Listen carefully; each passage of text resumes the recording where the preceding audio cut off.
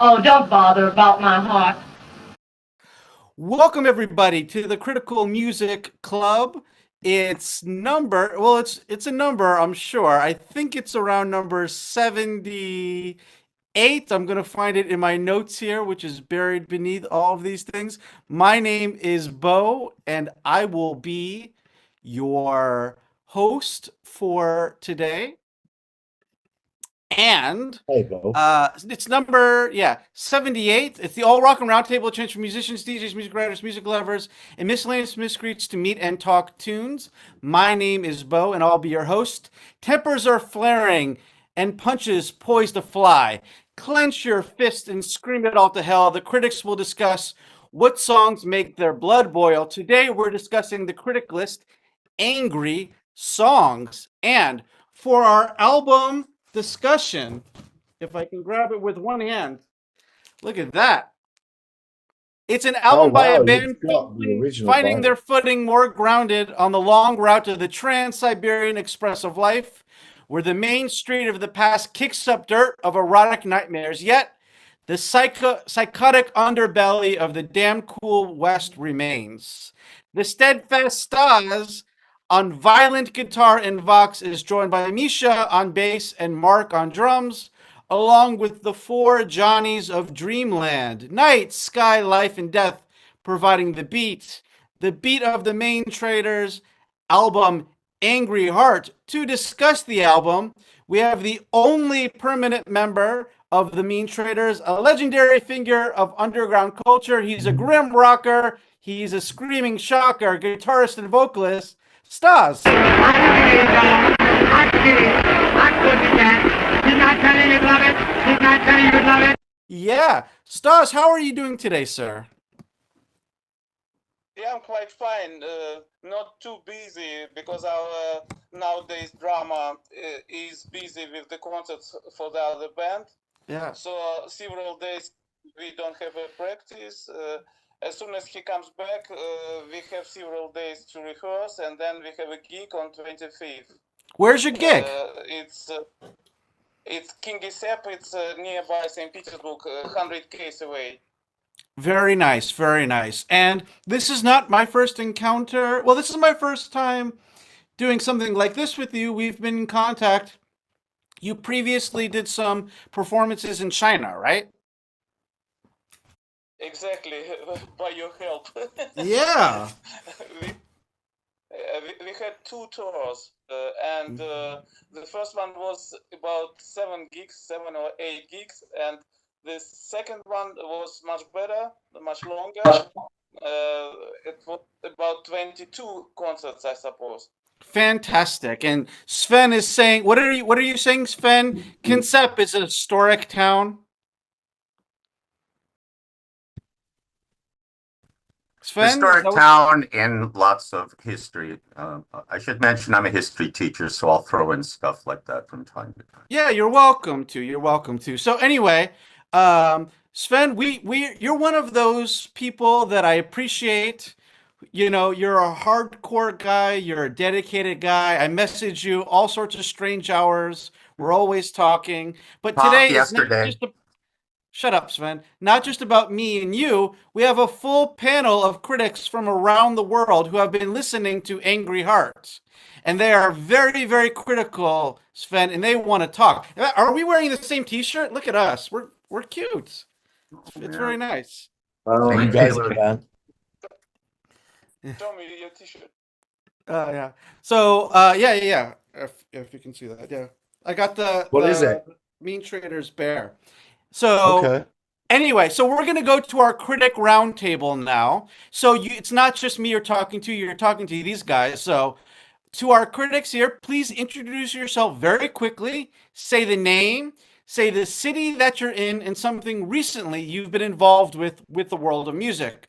Could be a performance you did, could just be a concert you attended, a jingle you heard in the background of commercial, no matter how big or how small, just something recent in music along with the name and the city that you're in. So let's start with Dima. Hey, what's going on? This is Dima from Lake Baikal, from the middle of Lake Baikal, from Alkhon Island. And my recent music. I was impressed by the last critics list, and some of the tracks, maybe I will mention that later, were very impressive. I really love them. Some angry songs are really good.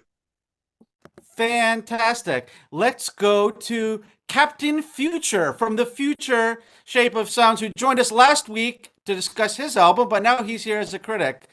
Alex, sir. Yeah, hi. It's Captain Future, Alex McGowan here. I'm a record producer. I run a recording studio called Space Echo East in London, and I'm here at the moment. So I'll give you a little circular view.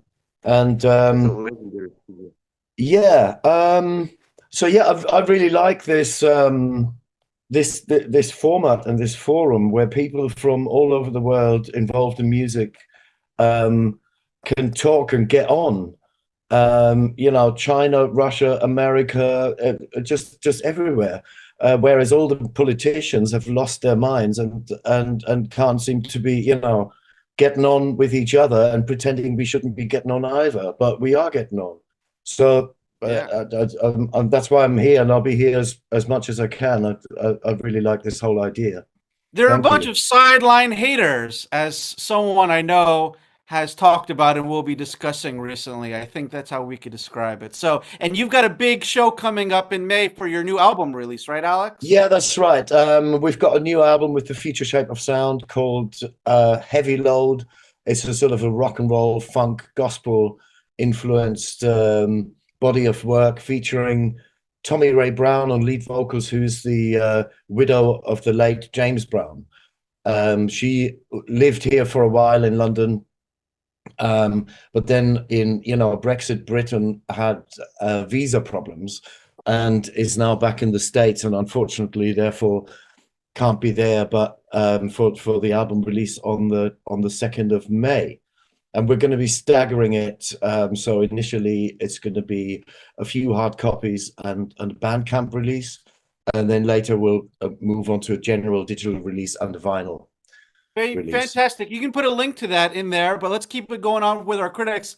Let's go to the conductor of the honky tonk freeway, the Motor City Ladman, Colonel West Dave Bojangles. Hey guys, I'm multitasking here. Give me a break, Dave. Hello, Brian. Doing very well.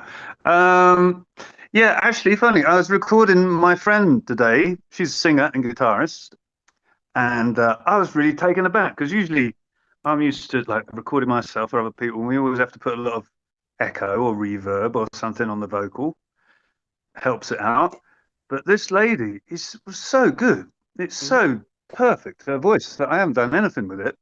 And I was just sort of playing it back and hearing it, and whoa, she's great.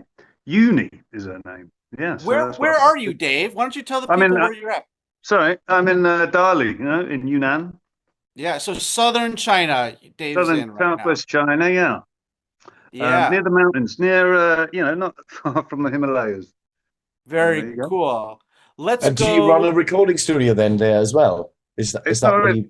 It's just my home, you know, it's not really a recording studio, but I got, you know, computer It's set a recording setup. Yeah, exactly, yeah. Yeah, Dave is a great drummer and records stuff himself and plays other instruments. You should post a link to it. Check it out. Speaking of musicians, someone who used to be a DJ, he was no DJ and I had to retire him. So he's got some gigs coming up. Let's go to Jack. Hey, I'm just some fucking idiot living in Saigon. Last thing I did is Wednesday, I went in and I stepped in on the drums for a while at Moody's Saigon. Cool fucking place. Go check it out. A nice Irish bar with lots of live music 7 nights a week. But also May 24th, I want to plug that. May 24th, please go to Hong Kong and visit the Wanch. I'll be on bass for Round Eye. We'll be opening for Black Flag. So come fucking see it, or you're gonna miss the show of the fucking century. All right. All right, we're coming.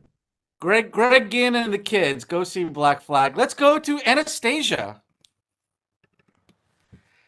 Okay, I'm not really a musician. I'm an animation artist, but recently I taken a course in sound design for animation, and I noticed how when listening just casually to the soundtracks to the music, I seem to not really get the meaning behind it. and not think deeply. So I'm here to get more knowledge and to see professionals' perspective on music.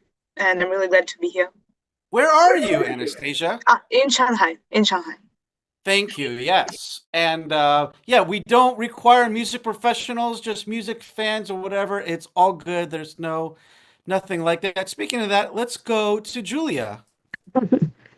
Yes, I'm Julia. I am in Shanghai. I am not a musician as well. I go to a lot of parties and events. I was at one last night at a goth store, and they had a bunch of DJs there. It was a lot of fun dancing around. Goth DJs, that counts. Very cool. Let's go to Sven, sir. Hang on. Cheers, everyone. I'm Sven in Shanghai. I'm a recently retired history teacher and writer. And on the music front, I was reading from a fascinating book about modern Istanbul called Midnight at the Para Palace. And it was there that I read about Greek rebetiko music from the 1920s and 30s. And this was fascinating because when the Ottoman Empire collapsed, Turks that were living in Greece moved to Turkey, and the Greeks who were living in Istanbul and in Western Turkey moved to Greece, and they brought with them this rebetiko music, which uses the oud, or the lute, which is a Turkish instrument. And you know, everyone's heard this music before because it's that Greek music that goes da da da da da da da da da da, and then start throwing dishes. No, but there's a whole history behind it, and it's kind of like Greek gangster blues, which fascinated me even more, and I've been listening to it, and that's my music story for this week. Fantastic. I saw Sven yesterday. China has, well, you know, there's Burning Man Festival. In China, there's Dragon Burn. And saw Sven there. I was DJing at a pre-party for that. There you go. Very cool. Let's go to Daniel joining us for the first time.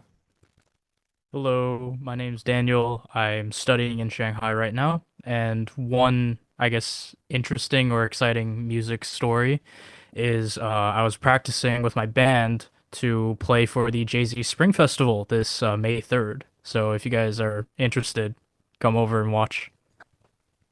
Fantastic. What kind of music? We're supposed to play jazz. We're trying to, but we're mainly kind of like rock, punk-ish people, yeah. It's supposed to be jazz, but it's actually punk. Yeah. We kind of Trojan horsed our way into the festival. Very interesting stuff there. Where is it being held? Do you know? I'm not sure, but I think I'll try to find some resources on it. I think I can find it. I'll send it in the chat. Look it up and put it in the information in the chat. Yeah. Look it up and put it in the chat. Let's go to the professor, Nate. Hey, I think I'm gonna have to change my name because I'm not the only professor anymore. Anyways, as such, I had my little jazz bands Friday that did awesome. They had like maybe, I think, 3 months to rehearse, which is not a lot for little people. And then my big kids, I see them Tuesday and Thursday this week doing some guitar work at the college. And I'm going to be transcribing some opera parts, I guess. And I'm just south of Boston, for reference. South of what? South of where? Just south of Boston, Massachusetts. Okay. Cool. So that in the least Boston accent I possibly could. Right then. Very cool. And I'm getting messages from Kai, who is in Kunshan. He's a Mongolian student studying in China as well. He should be getting in soon, but we got to move on. And so Sven, all of those people have been listening to Angry Hearts, and they want to discuss it with you. Okay. Well, I have some bad news. I didn't listen to the angry music today because I decided I wasn't in an angry mood. Well, you will be punished for that later. You'll be angry later. I was bored, but I couldn't get my anger up. But I like my 5 songs, so I'll be happy to defend them angrily soon. Okay, well, I'll castigate you more about that later. So, Sven, it's time for our album discussion. The album is The Meantraitors, Angry Heart. I'm holding it right here, a reissue copy that I got sent in from Russia. So here are some facts about the album. This was or is the band's fourth full-length album. It was released in 1995. It was released by Bomba Peter in Russia and Rock House in Europe. The album was recorded at Intonation Studio in Grasvernich, Germany, a suburb of Cologne. In the liner notes, it's written, I'm assuming by you, Sven, our only reason to live, I to play, so as to make your life more sensible and satisfied. Our fates are different, our aims are same. We are all the Extreme Rockin' League. Does that sound right to you, Sven? Sounds good. Yeah. And Stas, does that sound right to you?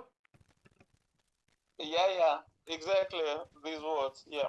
Okay, so I'm going to play a little bit of a song from the album, and then I'm going to ask you guys some questions. I'm going to ask you some questions about it, and then I'll interview you a bit, and then we'll open it up to the critics. So I want to start with track number 11, Man with the Scar. So here it is.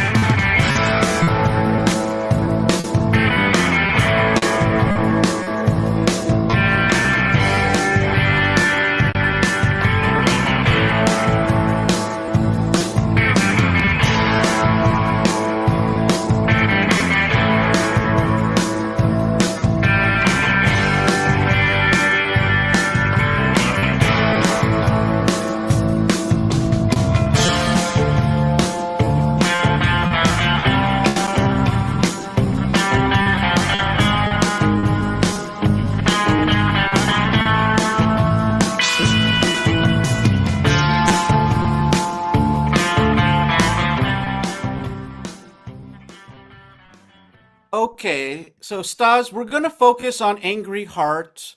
Not everyone here has heard your full catalog or anything like that, but when I hear that song, I hear some of original 1950s era rockabilly artist Link Wray in that sort of sound and texture for it. And my question to you is, at the time, were you entrenched in the original 1950s rockabilly artists, or were you more interested in the 80s, 90s revival psychobilly music scene?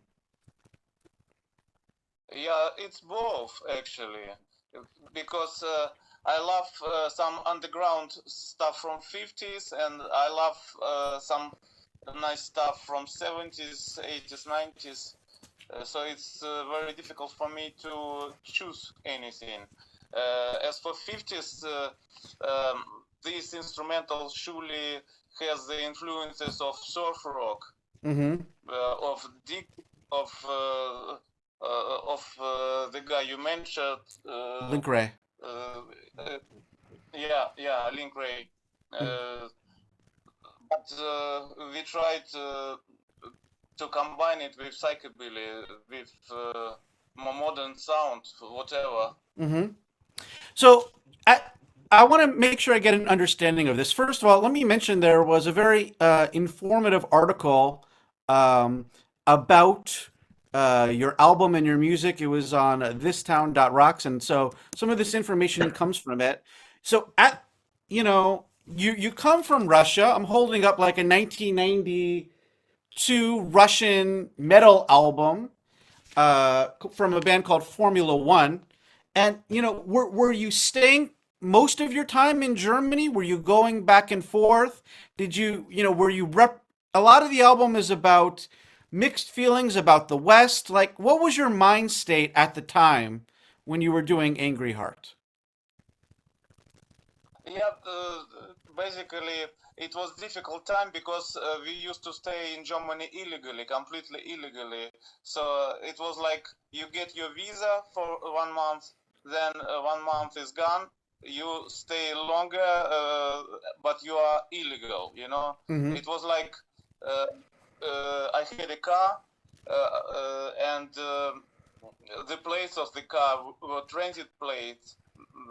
Means I had to bring the car out of Germany, and there was a red sign on the plate with 03 means March.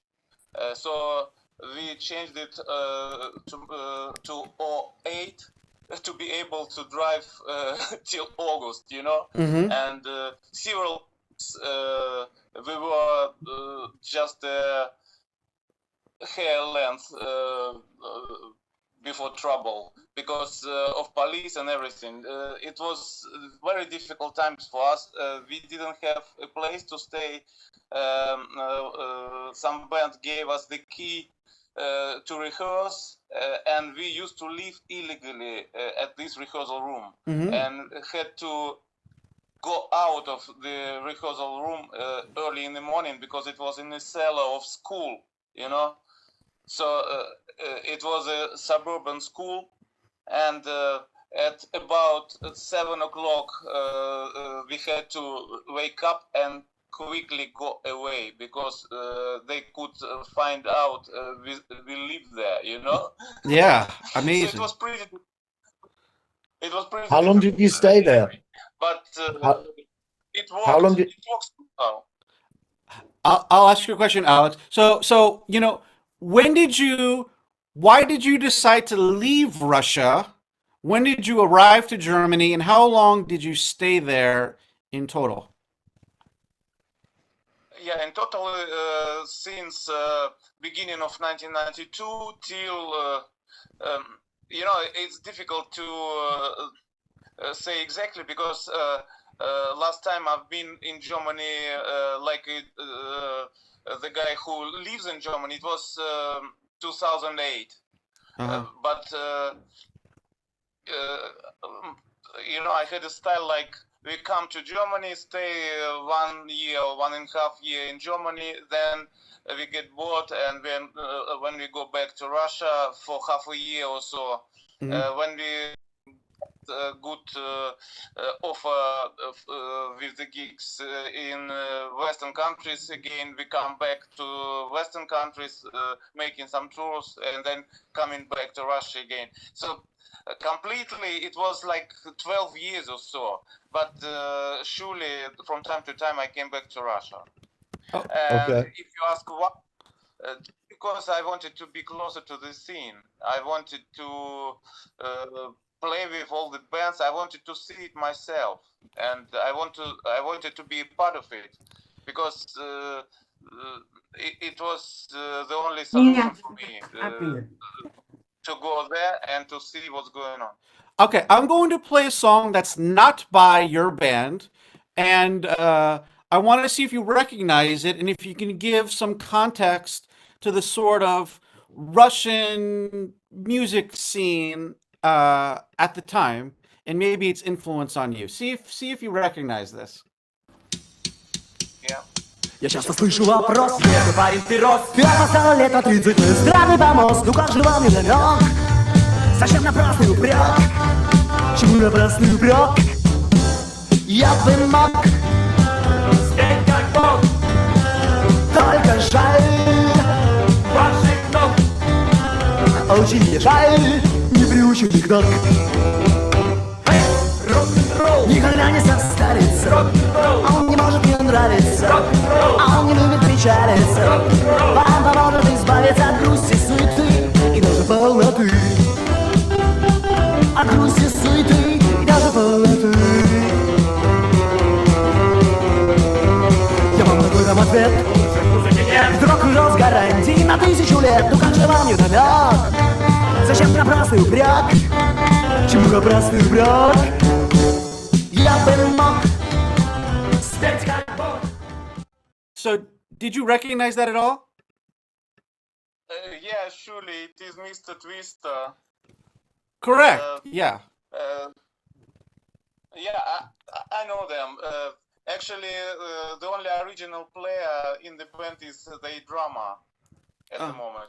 Okay, so that recording's from 1990, and to my understanding, and you can correct me if I'm wrong, they were like the first rockabilly band in Russia to gain some success. You can correct me, but also if you can just give some context to the rockabilly or understanding or the scene in Russia before you even went to Germany. Yeah, actually, when we speak about rockabilly itself,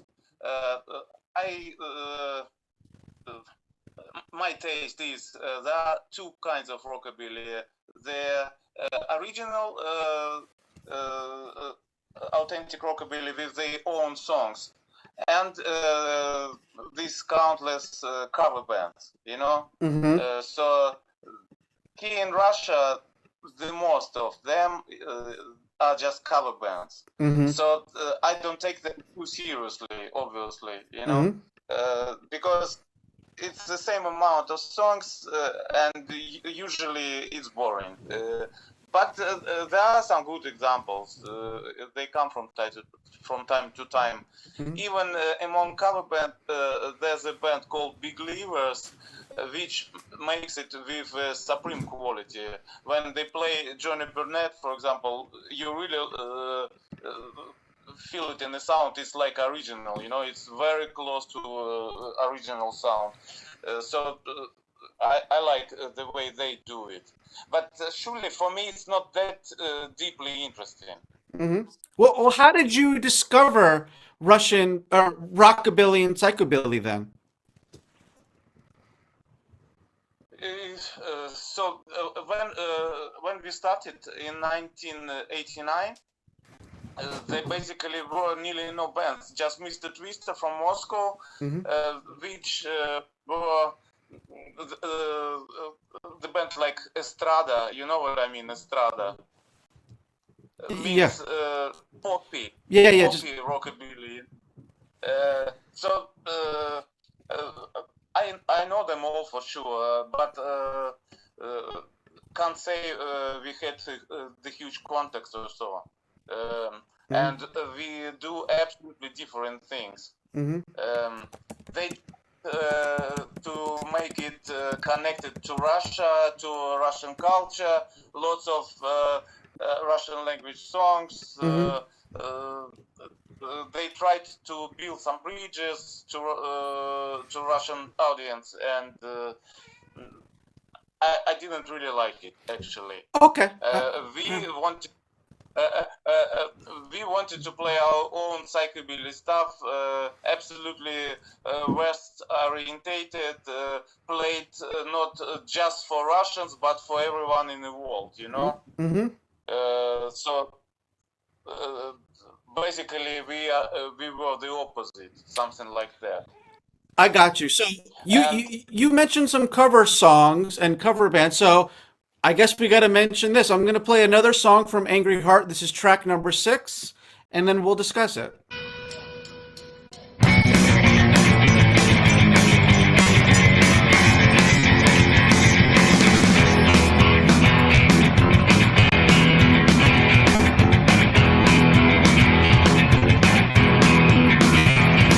Standing on the beach with the gun in my hand, staring at the sea, staring at the sun, staring down the ball to the air up on the ground, sneeze on the mouth, but I hear no sound, I'm alive.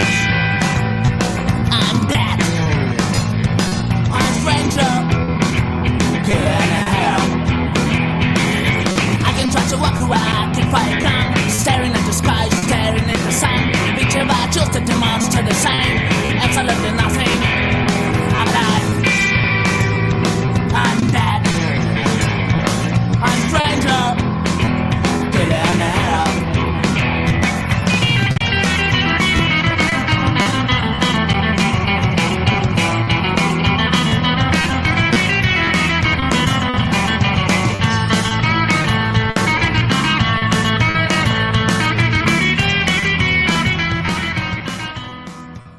Okay, so just to let me give some context to the people listening here. So that song was originally by The Cure. It's called "Killin' an Arab," and it's a song that was the band played and they kind of disavowed it. It was influenced by an Albert Camus story, The Stranger, and you know your songs, Stas, they can be very antisocial in a lot of ways, and I say that with love. And I'm interested. Was that a reflection of your politics and your thinking? Was it just a reflection of your fears? And how has it evolved since then? Let me just ask you that. Yeah, oh, we take another hour to speak just about this. Yeah, that's a big one. I'm sorry about it. Yeah. Yeah, as for this song, I just understood that I can make a real psychobilly out of it, and I liked the song, and it was very unusual even for the Q. So I was lucky no one covered this song before, so I've decided I have to pick it up, you know. But about politics, I'm a normal guy. I'm absolutely a normal guy. I don't have a right wing, left wing. You know, basically I hate them both. You know, but each time everyone from lefties is trying to make me Nazi. Some Nazis trying to make me a lefty. So probably the problem is I do not belong to any of them, and they hate me for that. You know. Yeah, you're a very polarizing figure, Stas, and I'm saying that with love, you know. But one thing that I can say is that you know you're always willing to work with me. You wanted to work with Chinese bands, and you wanted to play for Chinese audiences, and so I've always kind of respected that. So no matter what your thoughts are or things are, you're open to being with people whether they agree with you or not. Would you say that's right?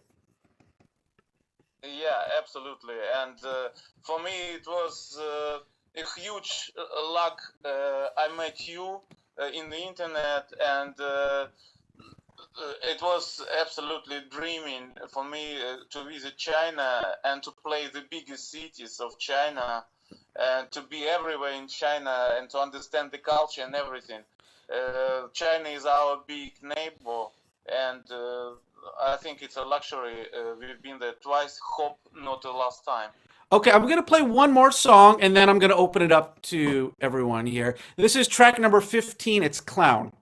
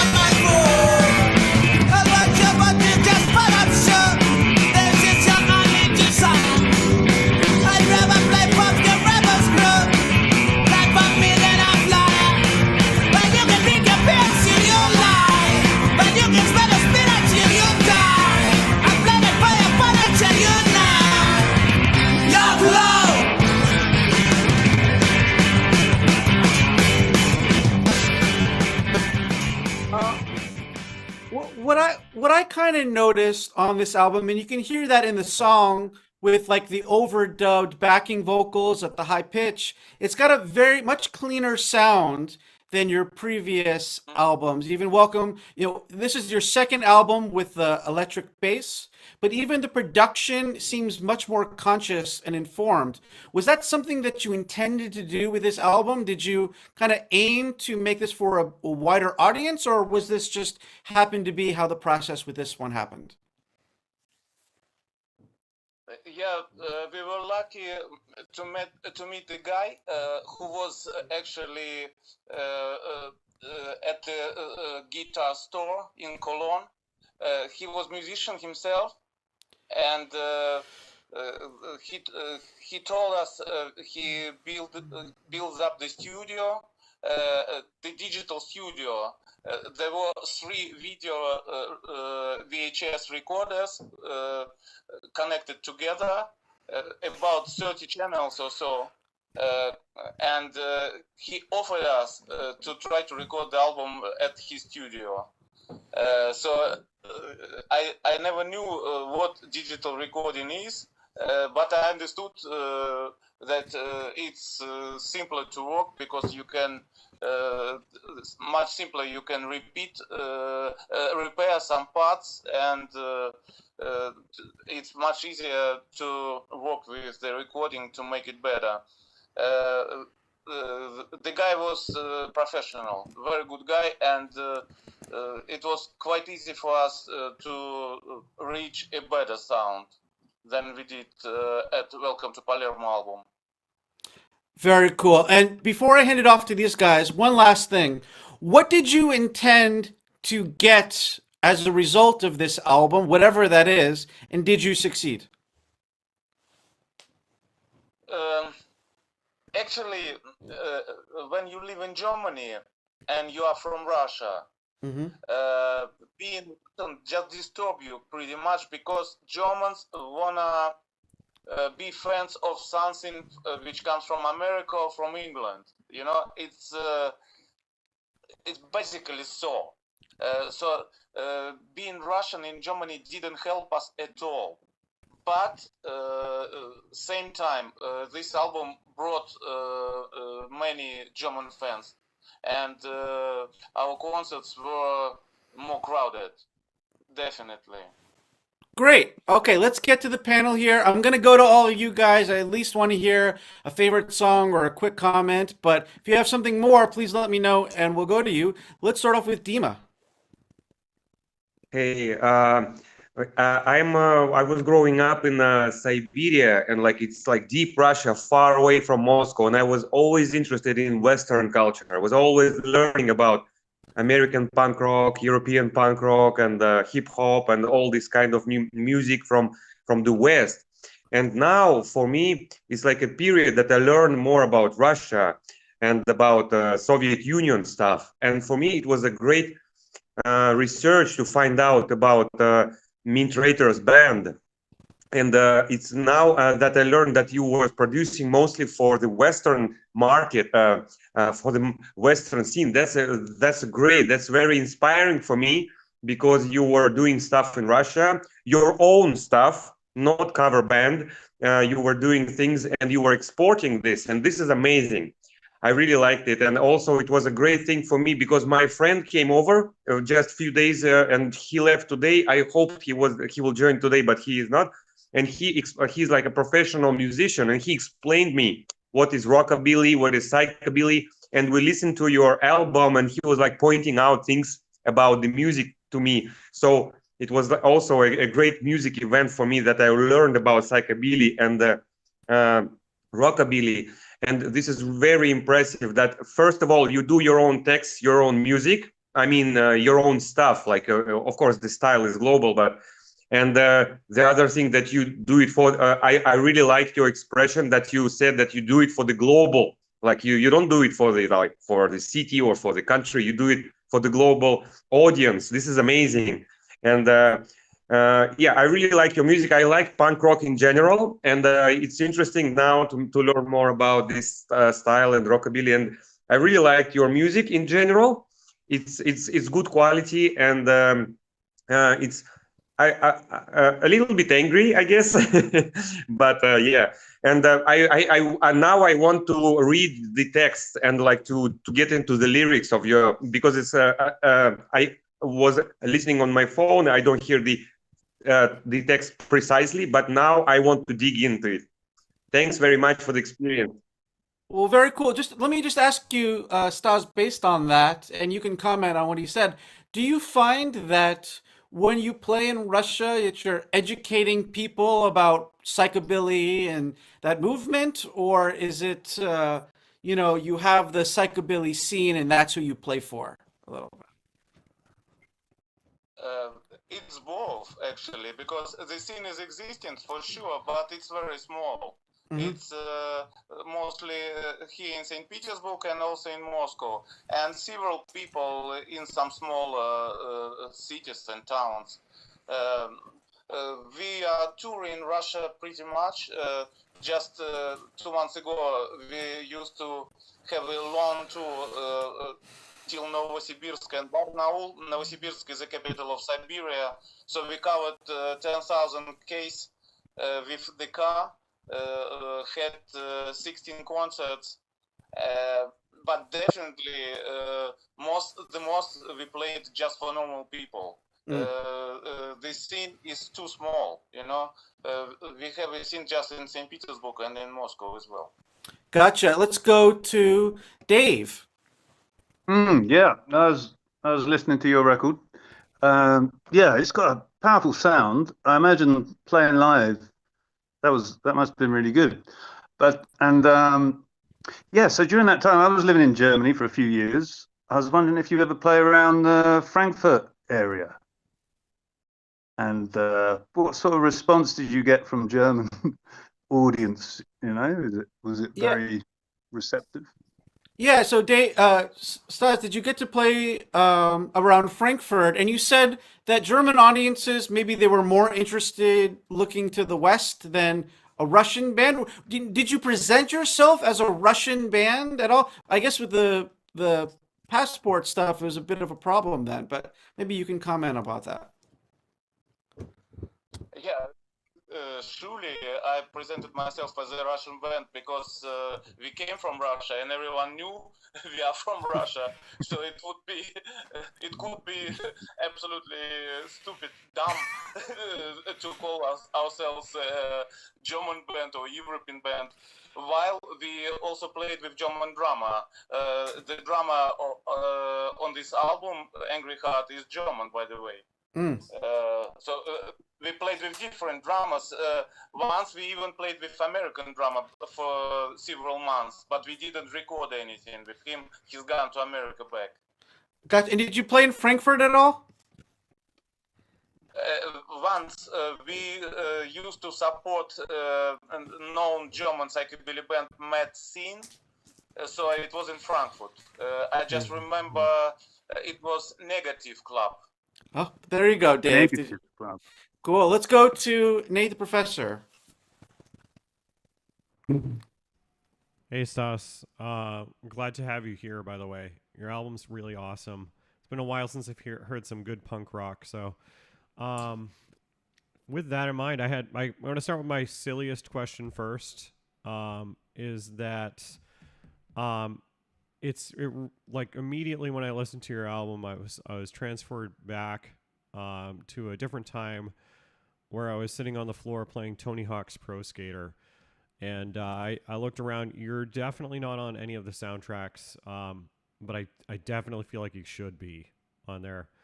Was that ever something that was presented to you guys, or it's a silly question, but we'll start with that one. So he's asking, have you guys ever? I'll broaden it out and ask you, Stas. Have you? I know your first recordings were on an international compilation. I think Psychobilly Under Europe or Psychobilly Over Europe. Have you been connected much to the international psychobilly scene and compilations? Have your music ever been placed in movies or other places like that? Yeah, from time to time there were the offers to get a part of some compilation, but mostly a part of Psycho Attack Over Europe, which was huge. The other samplers were pretty small. So, there were some from Brazil. There were also some from Germany, several domestic ones here in Russia. Just a couple of weeks ago, there was also some compilation out with our song Target as the first one. But compilation basically don't bring much at the moment because compilations users are just the people from this scene. And the scene is just getting smaller every day, unfortunately.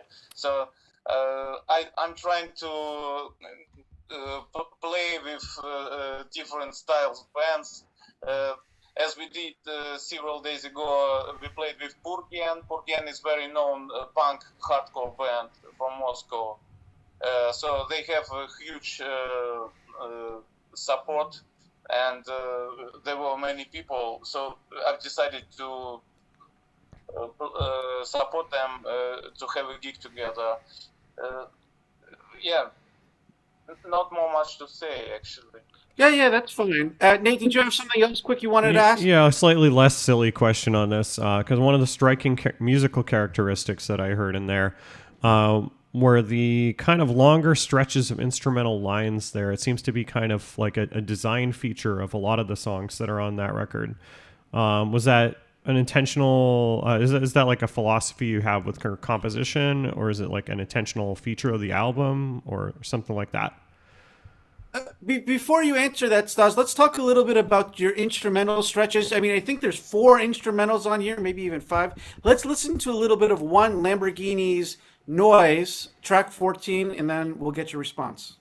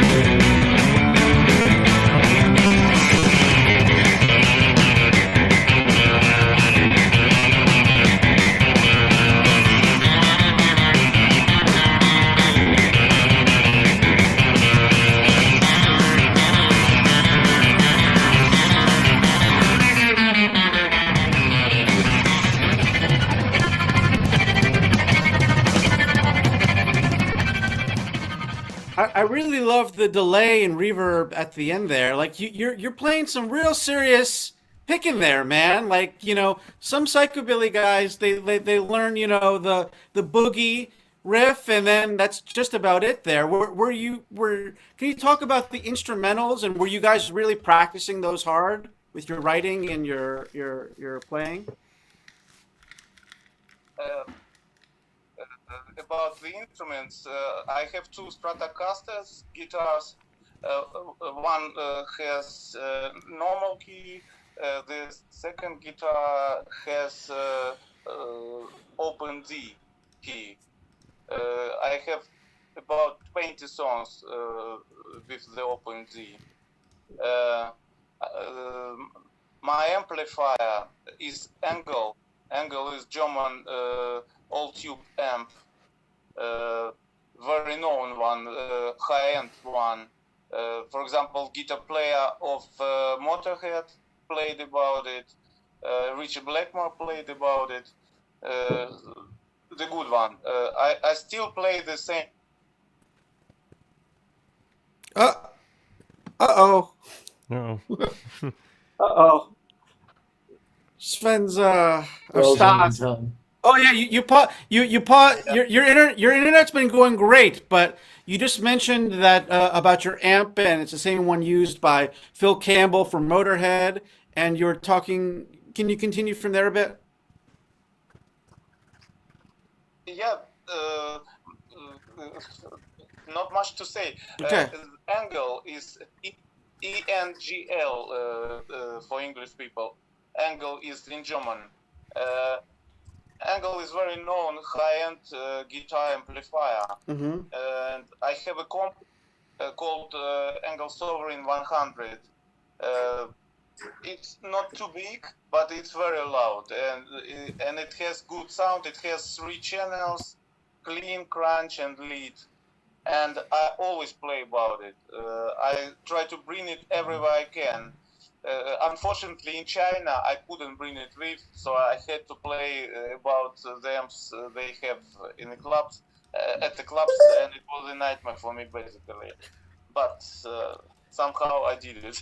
You did it. Very cool. Let's go to Daniel. Hello. This isn't necessarily about the music itself, but the album in general. As an avid kind of vinyl collector, one thing that stood out about your discography was the very interesting album covers. So how do they come about? Are there like, yeah, just how do they come about? I'm holding up Guts for Sale right here. There you go. Stas, can you talk a little bit about your album covers, the artwork, and maybe you could even specifically mention Angry Heart and how you come up with those things? Yeah, about covers, I very often I used my tattooist, my friend's tattooist, to help me to get some nice pictures, which I can use for the internet, for the posters, and for the covers themselves. The one you see at this album was done by Zhenya Nikulin, the guy who tattooed all my back. You know, he's still alive and he still does some cool pictures from me from time to time. But earlier he used to work more than now. So when I visit you in Russia this summer, I can get a tattoo from him? Yes, definitely. Just let me know when you come. Okay, we'll get to that in a second. Let's go through here from some other people there. I'm gonna mute you, Sven, because you're making sound. And let's even just a quick comment or a favorite track. Let's hear from you guys. Let's go to Jack. Hell yeah. Awesome, dude.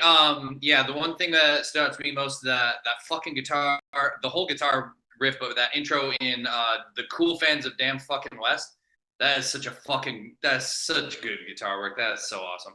The other thing, the whole album, the range of styles, I was kind of like, that's a lot of songs. I was like, can they each one really feel important? And it fucking did the whole time. Even the ones that are slower, which slow music is fucking boring. We all know that. But you managed to make slow music okay. So that was cool as fuck.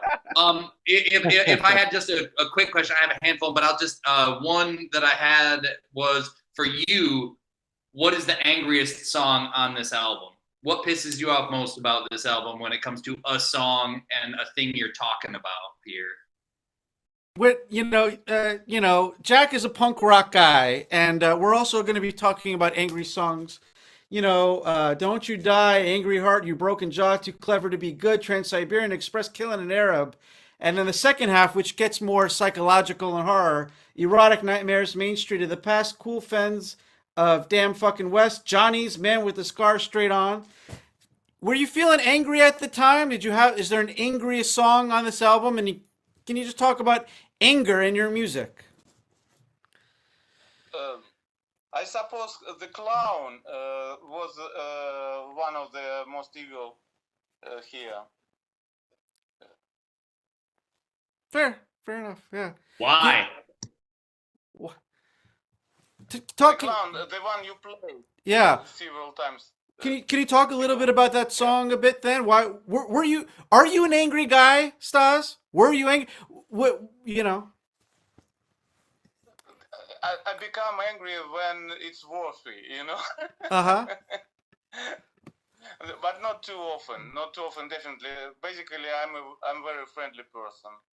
Okay. Well, you say you're friendly, but you talk a little bit about some other people here. We're going to get to some more questions in a bit, but as I promised you, before we were talking about your 1995 album, you have a brand new single out called Sideline Hater. Let's listen to that, and then I want to see how it compares and your feelings, how they've changed over 21 years between the two, right?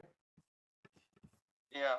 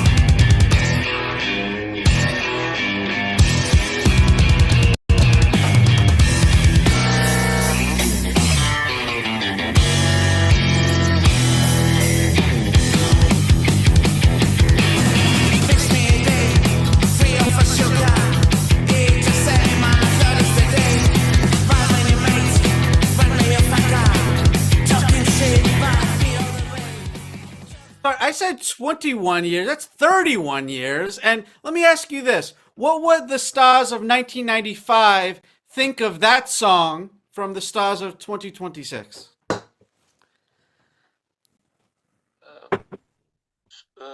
I suppose the difference is it's heavier and it's more ripe, I would say. Okay. I like it more. I like it more than we sounded in 1995. But if I would have a chance to record our old songs again, probably they would sound also heavier and more ripe. So maybe you can make an angrier heart someday, but that's cool. Let's get to at least some of the other guys really quickly. Anastasia, was this your first psychobilly experience? What did you think, or do you have a question or comment? Yeah, I think it was my first time listening to this type of music. I did enjoy the album a lot, but also the story of the creation, how they had to stay in Germany, because me myself would have this experience of staying with visas, with the documents, and trying to assimilate around the foreigners and trying to make your art understandable for a quite different audience. So I quite resonate with this experience. And I would like to say from the album, my favorite song is Main Street of the Past. I feel it's a little bit different. It's quite also in the middle of it, and it gives you quite a break from the energy of the previous and next songs. So I would say one of my favorites. Cool. Yeah, do you have anything you can mention about Main Street from the past, Stas? Yeah, it's unusual song because the tempo is 6 to 8. You know, I don't know how to spell it right in English. 6 to 8, and this tempo is not too usual for rock and roll bands, and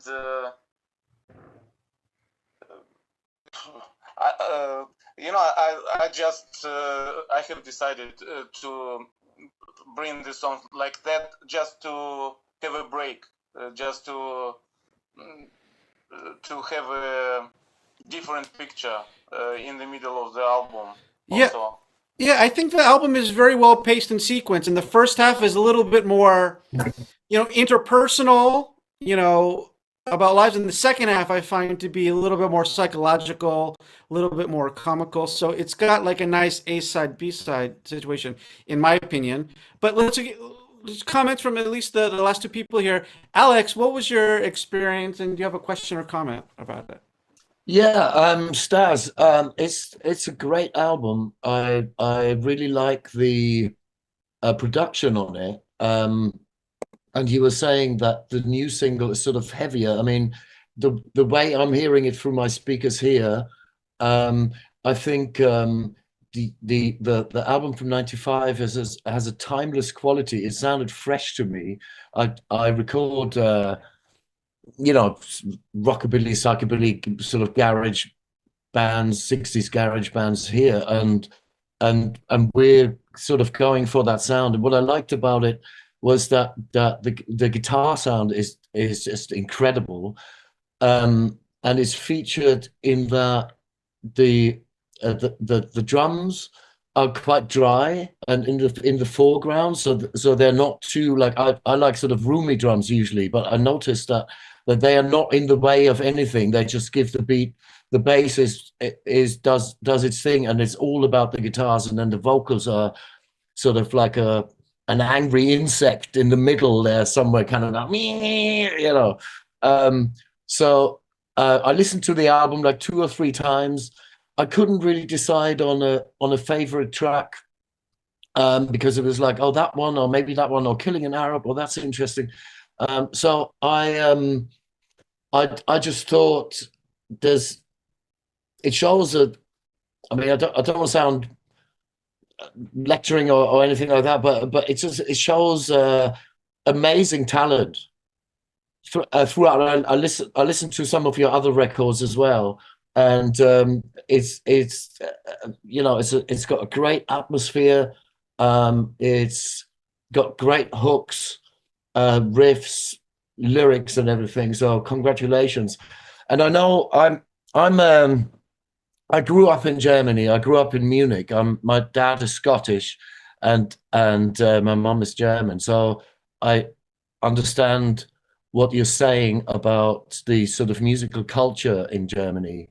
And I'm thinking you guys would go down really well in the UK or in London. I could see you, play certain things. I mean, it's always a matter of money, isn't it? To get the whole band over here and traveling and put you guys up and everything. But I know people who are involved in what's called the Satanic Flea Market.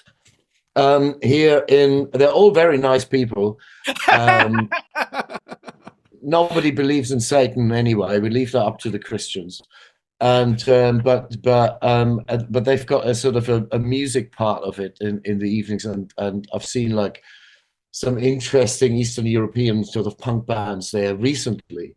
So do I have any questions? That's okay if not. Just the comments. Yeah.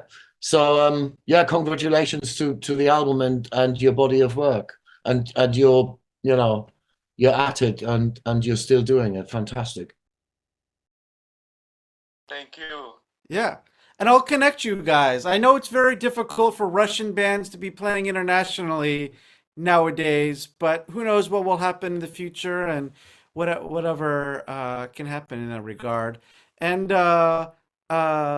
last question or comment here. Julia, did you have a favorite song or something to mention? Oh, I think she's frozen actually. So, yeah, Julia? Okay, I'm back. Okay, so there's one that did not quite vibe with me, which was Man with the Scar, which you played only because it was a little bit slower and I wasn't really feeling it. However, the one song that I did feel was Liar Liar. Great stuff. Lots of fun to listen to. Okay, I'll play just a little bit of Liar Liar, and then we'll get your final comments on that, and then we're going to move on to the critic list here. Here's the final track, track 17. Wow. In 60 minutes, Liar Liar.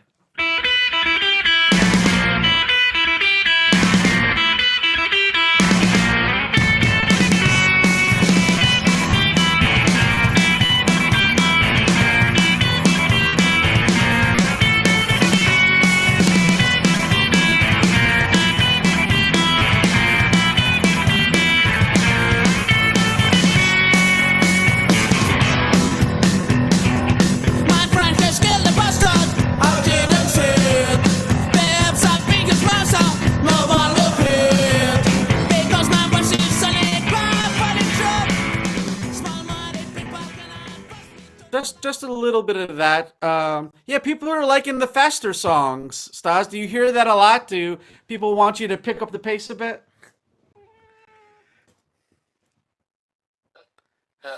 You ask me? Yeah.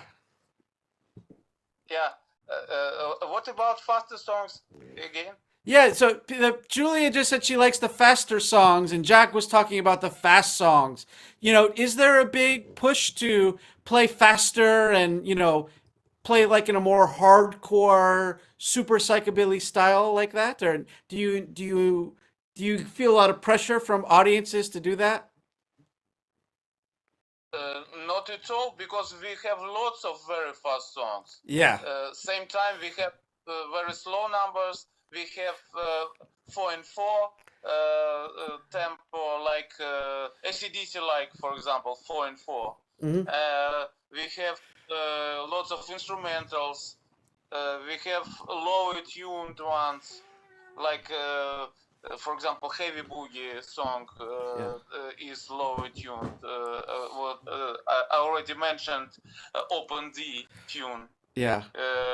So what I'm basically doing, I'm trying to make it different, to keep with the fast ones, but same time to keep with the different ones, not to get them bored. I prefer that too. Fuck these guys. I like that there's a mix, like Charlie Feathers and all those guys. They got fast songs, they slow songs. And finally, the last person here, Sven. I thought you didn't listen to the album. I thought that's what you said. Turn your camera lower, make your comment or question, and then we're closing it out. Well, that doesn't mean I don't have a question. Okay, ask your question. Yeah, I want to know, I like what I heard here just now, but I'd like to know to what extent, well, did the Cramps ever play Germany or Russia or Europe while you were there? And to what extent were the Cramps any influence on your music? Can you talk about the Cramps? And maybe you could also mention, I know you played a bunch with Demented Are Go, who are still going. Can you talk about some of the influences with the Cramps, if they influenced you, Demented Are Go, or maybe some of the other best bands that you played with? As for the Cramps, I just saw them live the only time. It was in Cologne in the beginning of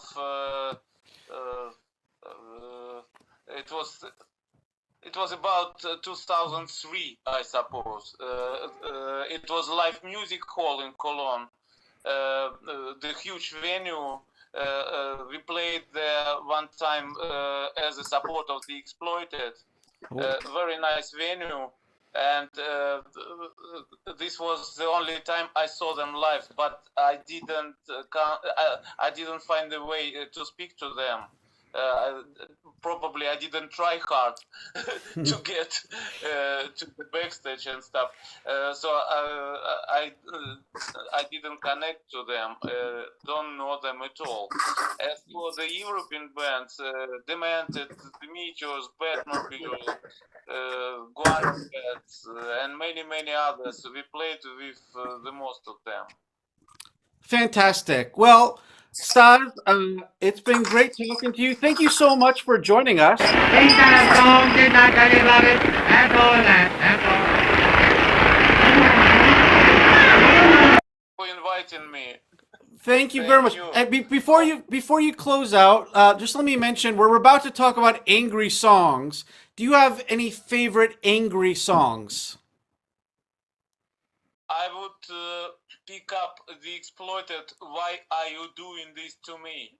Okay, very cool. That's certainly a good one. I think the Exploited is on the list. I appreciate it, Stas, and we'll tell people to listen to the new single "Sideline Hater." Check out your catalog, and I'll see you in Russia. Okay? Yeah, great. See you, bro.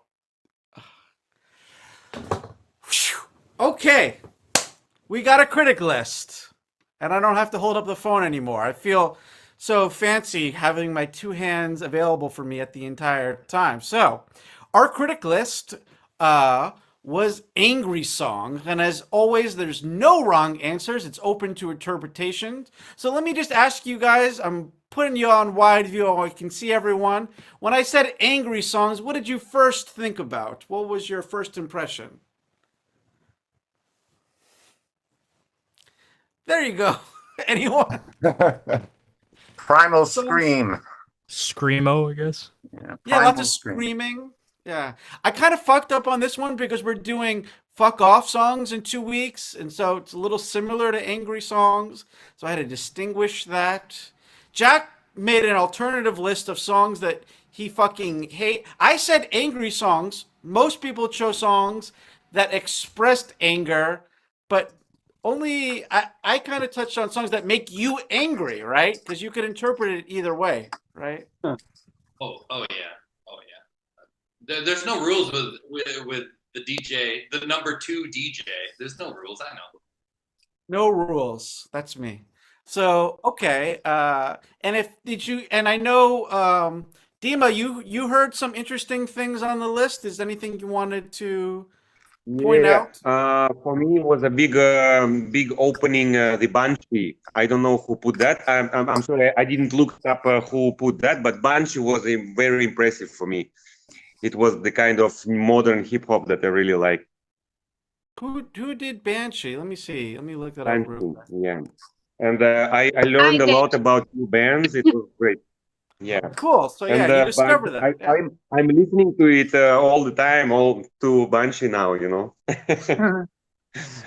Very Well, cool. very cool. I'm gonna put a link again in the group to the list. You can check it out now or later or when people discuss it. It's all good. Here it is. And let's get back to it. So there's no winners or losers, but we like to keep track of what artist songs appear on the list. So we compile it, and number 1 gets 5 points, and number 2, 4 points, on and on. The artist that appears the most times were the Dead Kennedys, featuring Jello Biafra on lead vocals. Oh, yeah, there you go. Got a Dead Kennedys mug going on there. Jello Biafra just out of the hospital. He just had a stroke. I don't know if that made people think about him again recently or if they were going to go about that. Maybe we'll hear from people. And 3 artists appear twice. John Lydon, aka Johnny Rotten. I had him on there with Public Image Limited. I know Dave had him there with the Sex Pistols. And I got a Sex Pistols record here. Yeah, there we go. And Rage Against the Machine appears twice. And Tyler Creator, the rapper. And the artists with the most points were the Dead Kennedys with 12 points and Rage Against the Machine with 8 points. So there you go. I'm going to go to everyone here. I'll read off your critic list and please give a quick explanation of what came up with it. If you want to talk about all 5 very quickly, you can. If you just want to focus on one of them, maybe your number 1, you can take a little bit more time with that. And then I'm going to play a song. I'll assume you want your number 1 played, but if you want me to play something else, that is perfectly A-okay, no problemo at all.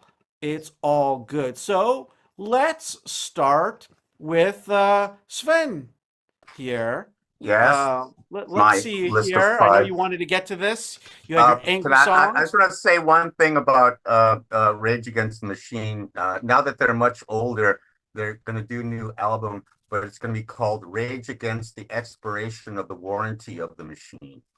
Your number 5 song is Flipper, Love Canal. Your number 4, Dead Kennedys, Let's Lynch the Landlord. I know you were a San Francisco guy. I'm sure maybe you'll talk about seeing them out there. Your number 3, Rage Against the Machine, Wake Up. Number 2, another California group, Suicidal Tendencies with Institutionalized, a classic. Your number 1, not as heavy on the surface, but maybe you have an interesting explanation. It's Alanis Morissette with You Oughta Know. Tell me about it, Uncle Sven. Well, Alanis is just ranting about some old boyfriend that messed up her head, and she doesn't let him off the hook. She goes down through the entire list of grievances, which I think is when you're angry, you got to get it all out, and she gets it all out in that song.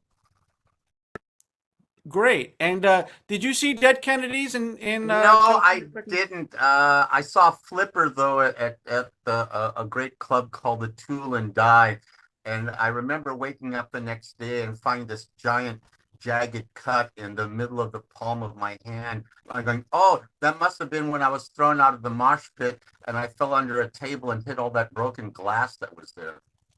Those were the days. Let's go from a jagged cut to jagged little pill. It's Alanis Morissette with You Gotta Know, and then we're going to get to Professor Nate. Thank you very much, Sven. I want you to know that I'm happy for you. I wish nothing but the best for you both. I know the version of me. Is she perverted like me? Would she go down on you in a theater? Does she speak eloquently? And would she have your baby? I'm sure she'd make a really excellent mother. 'Cause the love that she gave every day wasn't really for the naked enough for you to be open wide. No. And every time you speak her name, does she know how you told me you love her till you die? Till you die, but you're still alive. And I'm here to remind you of the mess you left when you went away. It's not fair to deny me of the cross I bear that you did to me. You ought to know. Boom, there you go. Thank you very much for that. Let's get to Professor Nate. And Dima's mentioning he really loves the lyrics. It's like it's blessed anger, good anger that you direct to grow. Very cool. Speaking of songs that make me angry, number 5, Limp Bizkit out of Florida with Break Stuff. Number 4, In This Moment, Big Bad Wolf. You're going to say Limp Bizkit is your throwaway song, and I don't care. It shouldn't be on there. Number 3, Goldfinger, FTN. Number 2, Goldfinger again with Fuck You and Your Cats. I understand that as well. And number 1, former guests of the CMC. It's Big D and the Kids Table with LAX. Big D actually just put out a GoFundMe. He's having some health issues. I hope he's getting better too, just like we're expressing to Jello. Tell me about it, Professor Nate. All right. So for me, the angry songs is definitely the songs that you want to go and rage and break stuff to.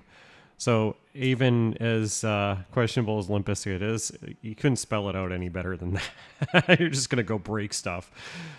Big Bad Wolf, I almost wanted this to be number 1, but I'm going for maximum damage here on anybody on the call or anyone watching a live stream that's from Los Angeles. So we're going to keep LAX in the number 1 spot. Big Bad Wolf was the first, this is showing my naivety. It's the first female kind of sounding vocal. It was female led. Is that correct? Moments, this moment, if I'm not mistaken. Yeah. All right. Yeah. And she's just really got a great metal vocal stylings in that, and it's just the sound of it just kind of sinks your heart when you hear the bass kind of go down and the guitars kind of crescendo downward. Fuck Ted Nugent. And fuck you, cat. Fuck you and your cat. That's it. And then, of course, we all from Boston around here, as far as you guys know. Anybody from outside the area, they just call us Boston. So, get it for LAX. All right. Well, thank you, Professor Nate. Interesting stuff. And yeah, Big D and the Kids Table from Boston area, like you mentioned. And yeah, LAX. And yeah, that's not a fun place to be. So we'll play that and then go to Julia. Thank you, Professor Nate. Hey, you leaders from LA, Los Angeles, California. You know who you are. You drive in fancy cars. Your allowance exceeds my rent. Well, listen to what I have to say. Remind yourselves every day. Let's get the message on its way. Well, first of all, fuck your fucking attitudes. How can you be so fucking rude? You fucking look at me like when girls are jealous. And fuck your fucking LA bars. You're all a bunch of wannabe superstars. Yeah, fuck your fucking act. You're a bunch of dressed up fucking rats. You get anything you want. Mommy's jobless fucking runs. You're fucking lounging in daddy's fucking mansion. And all your fucking stupid names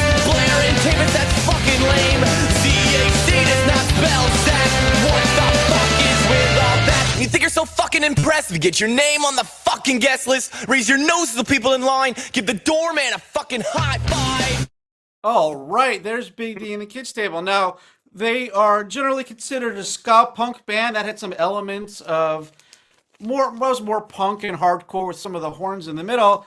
Let me plug that next week for the CMC, we have this is actually the first album by the Toasters, but they are one of the founders of ska music in the United States. They had a residency at CBGB's in the 1980s, and we will be talking about their second album from 1989 called Thrill Me Up. An original vocalist from the group, Sean Cavo Dinsmore, will be joining us to talk about New York ska in the 80s and his second album there. That should be a very interesting one. That's going to be at a special time, but it's next Sunday for the CMC. We will be having the Toasters. There you go. Hey, let's move on now to Julia, who got a shout out from her list earlier. That's cool. You're number 5, Banshee, Don't Fucking Touch Me.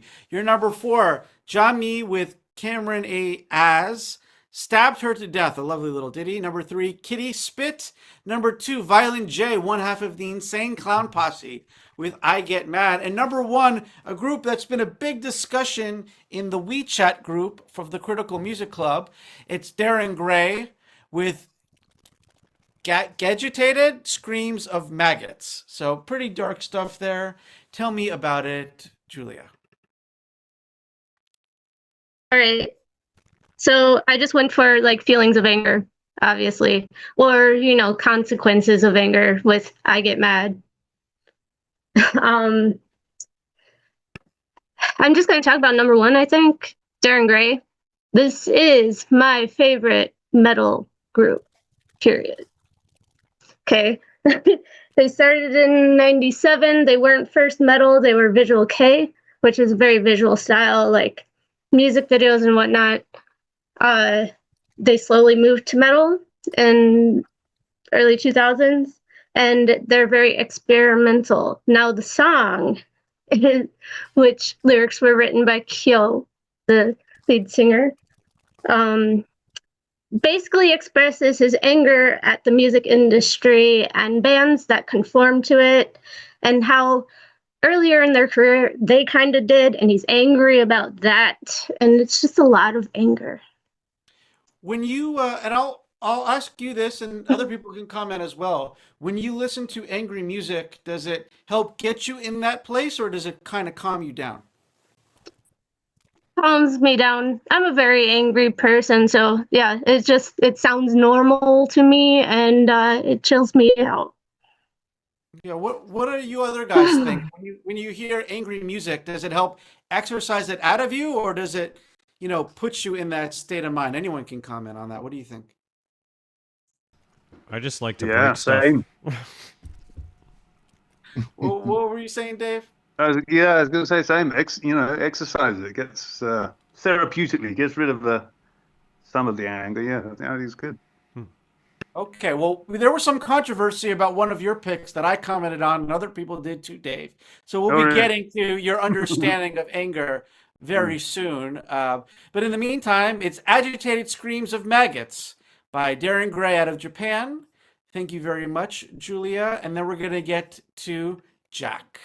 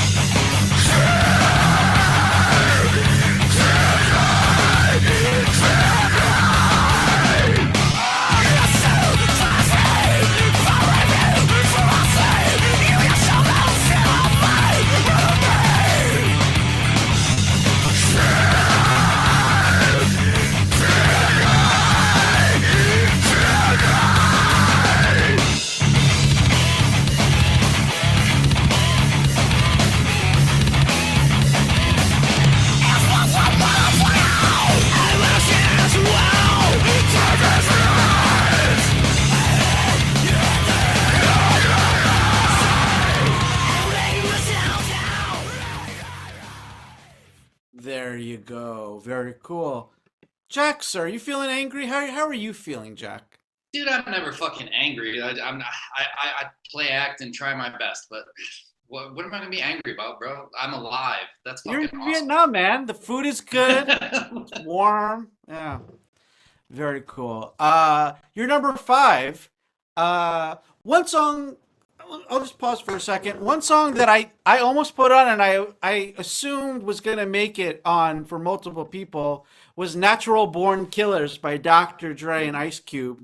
2 guys who appear on this song there. Like, to me, that was iconic. I almost did it, so I can't say it, but I don't know. But you have NWA, Fuck the Police. My number 1 song is also I don't know NWA. What's the full name of the NWA? Number 4, another group I can't tell. No, the Queers. I'm saying it. Damn it. I saw them play. I can say it. The Queers, I'm Okay, You're Fucked. Number 3, a band in the news recently because they can't seem to get along at all. No Effects with Murder the Government.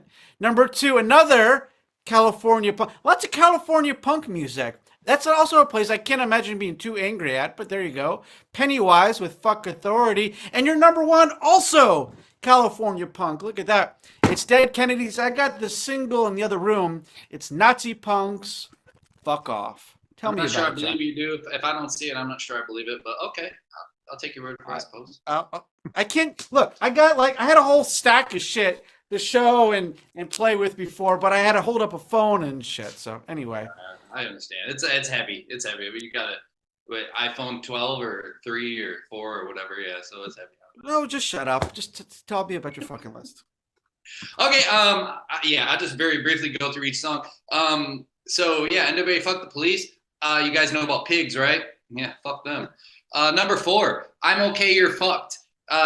It's a great song of, you know, Schadenfreude of just loving when somebody really fucks up and it's their goddamn fault.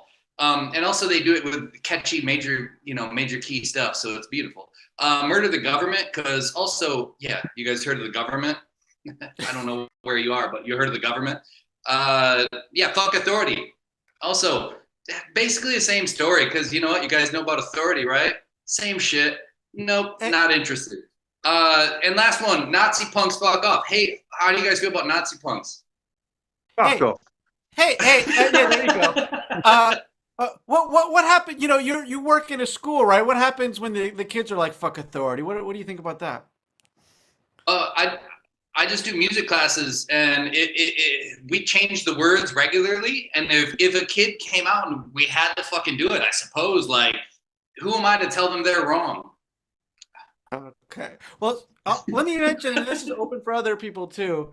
So you're gonna play soon with Black Flag. You're seeing Greg Ginn and the family and kids. Let's be real. I was surprised that no Keith Morris showed up. And so if you're not familiar, he's the original lead vocalist for Black Flag.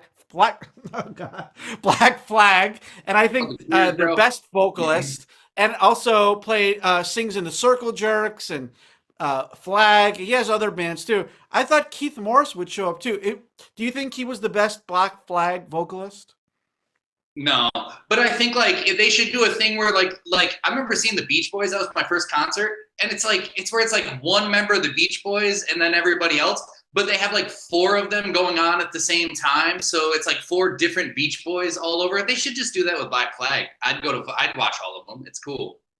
And technically, recently you probably saw Mike Love, and they even had Al Jardine with him. But you know who's counting? Yeah. No one gives a shit. Oh yeah. I'm not a numbers guy. I'm not big in technicality. Is not my strong suit. So no. Hey Jack, Nazi Punks, Fuck Off, Dead Kennedys. Fuck Off, overproduced by Martin Hannett. Take 4.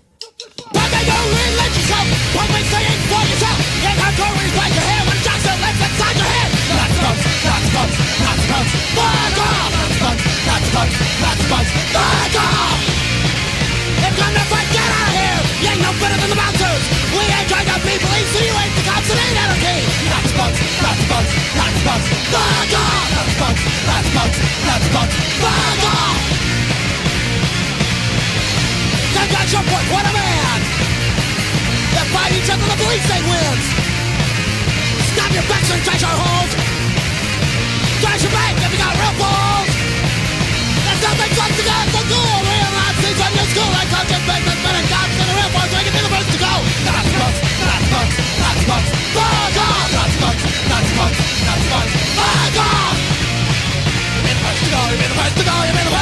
What lets you think? Okay, and hope Jello Biafra is getting better. In the meantime, Dima, sir, you're number 5, a group that's very popular in Mongolia and in Russia as well, much more popular than in the West where they started. Onyx, most famous for the song they did with Biohazard. What's the fucking name of the song? Onyx Drums should be number 1, but I put it on the 5 anyway. But what's the famous Onyx song? I'm forgetting it. Slam, let your boys be boys. Slam. But they're very popular in Mongolia and Russia. I'm kind of curious about why. But it's Onyx featuring DMX. Down is the most popular here. Amazing, very strange. Metallica from their first album, Seek and Destroy. Number 3, Prodigy, Diesel Power. Number 2, Vladimir Vysotsky with Coney, or Horses Are Picky. Number 1, a group from your region, Orgasm Nostradamus. Humans can run off the earth. If you translate. Okay, well, there you go. Tell me about it. Yeah. It's the song called People Just Fuck Off the Planet. Basically, and it's an honor for me to introduce a band from Lake Baikal, from Buryatia region, which is a neighboring region with Mongolia, where kind of like Mongolian type of people live. But these bands these are Russian guys, and they're like from 80s and 90s. They're punk rock from the like deep Siberia, and they're pretty angry about politics, about everything, about society, and they were like really underground, like really like dirty band, and it's an honor for me to introduce it to the world. And I think, yes, in general, just like metal and mostly punk rock music is more angry.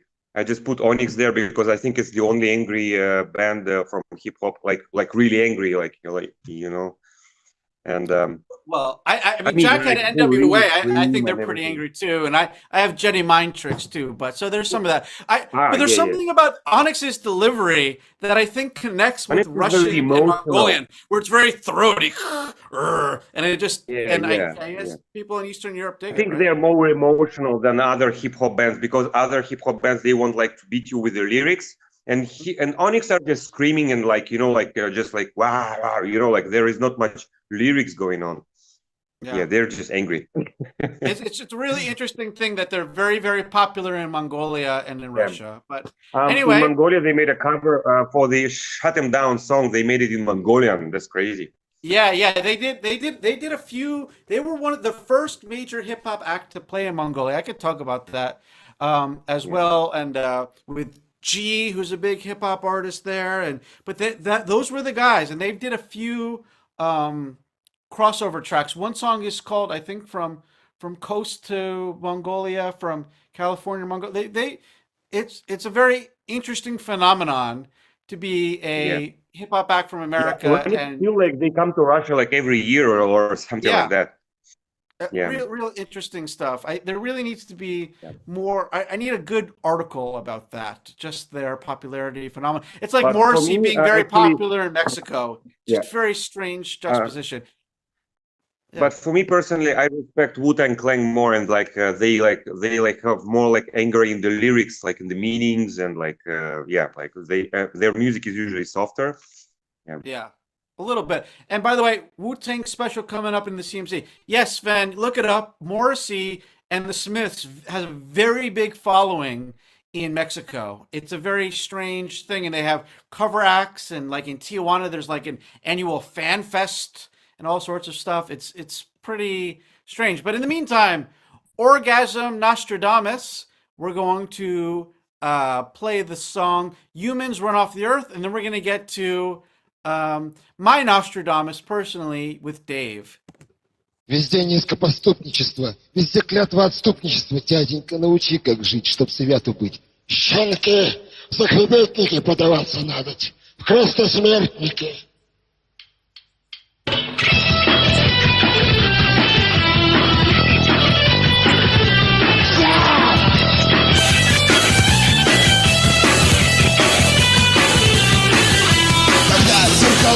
Уроды плясали, их насмерть тогда побивали камнями.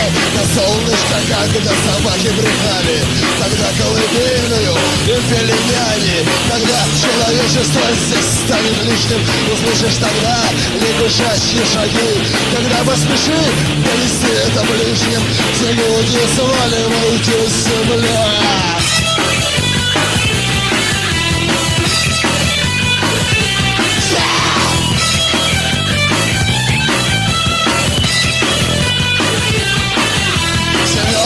Землю, живые за стол, титаном заморышу руки крутили и жрали горстями, тогда валидол.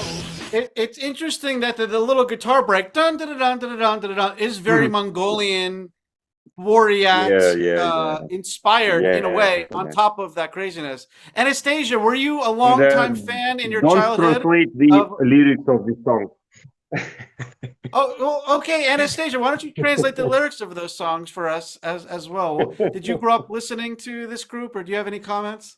Honestly, I'm hearing it first time in my life. I haven't memorized the lyrics, but I feel even the topic and the language seems from a very different part of Russia, because I'm from Moscow, and the topics and even how they form the words and sentences is not something common for me. Dima, she's calling you a hillbilly, Dima. Like Igor Letov, you know? You're a hillbilly, Dima. Yeah, I'm a hillbilly from Siberia. Russian hillbilly. I was teaching and talking about rockabilly and the billy part to Dima earlier, so that was a little bit of a joke, but Anastasia basically called him a hillbilly as well, so he's a Russian hillbilly. And that's cool there. Thank you, Anastasia, for putting him in his place. Dave, sir, hello. You're number 5. Oh, look at this.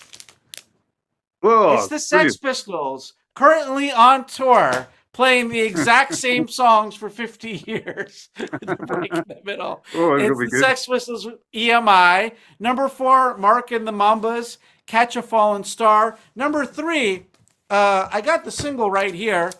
This is a repress. It's the Who of My Generation. Multiple people, I commented to you, and then people commented to me. Yeah. Like, is that really that angry of a song, especially with Young Man Blues available and other ones? You're going to have to defend that. You're number 2, The Jam in the City, and you're number 1, Back to Jello Biafra with Dead Kennedys, California Uber Alice. Tell me about your songs, Dave. Well, yeah. Well, I mean, I don't know. I've got to have the Sex Pistols in any angry list, and I like that track. It's, you know, they're complaining about their old record label where they run for like 2 months or something, and they got fired, and they were very angry. But you know, it did their career no harm. On there too, so I get it. Yeah. What's that? My Generation, The Who. Well, it's the anger of frustration of youth, and there's a bit on there where he's stuttering, and it's like, why don't you all fade? Or, you know, he's about to say "fuck off," but he says, you know, I thought it was an obvious choice. And at the end, they smash up all the guitars and the amps and everything. So, you know, it doesn't get more angry than that.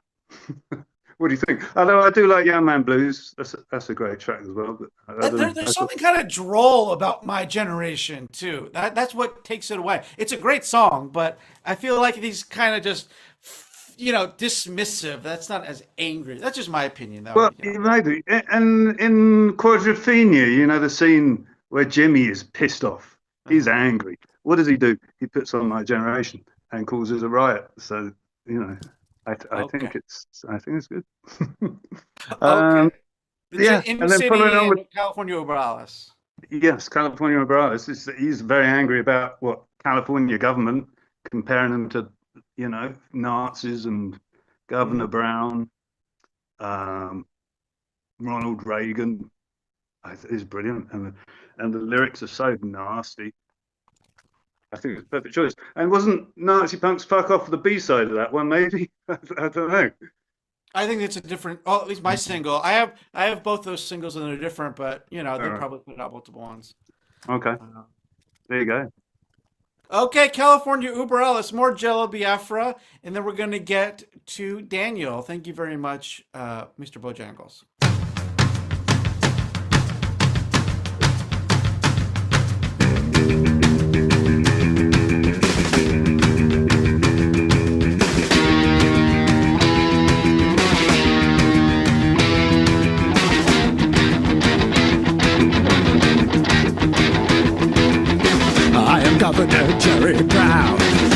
smiles and never frowns.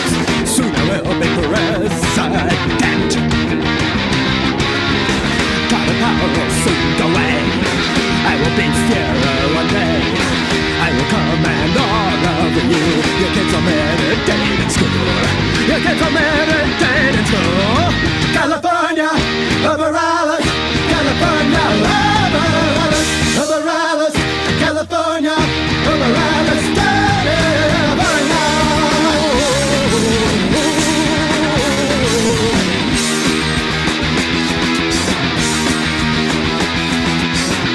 Fascists will control you and reverse it natural.